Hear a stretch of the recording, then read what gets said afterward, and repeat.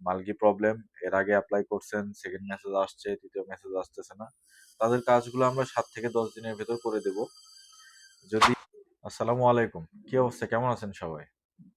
বর্তমানে আপনারা যারা মুক্তবাল আমিল সিস্টেমে ফাইনাল এক্সিটের জন্য আবেদন করতেছেন, এম্বাসি থেকে পেপার সংগ্রহ করে অনেকেরই দেখা যাচ্ছে, অনেকের বলতে এখন প্রায় 60% এরই দ্বিতীয় মেসেজ আসার পর আর মেসেজ আসে না। আমরা সিস্টেমে চেক করে দেখি আপনাদের মালগি প্রবলেমটা চলে আসতেছে। মালগি হচ্ছে আপনার সাদ্দাত নাম্বারটা ক্যান্সেল করা আছে। তো মালগি যখন চলে আসতেছে তখন কিন্তু আপনার না কাফালা হতে পারতেছেন, না এক্সিট লাগাতে পারতেছেন, না আপনি হচ্ছে নতুন করে ইকামা করতে পারতেছেন।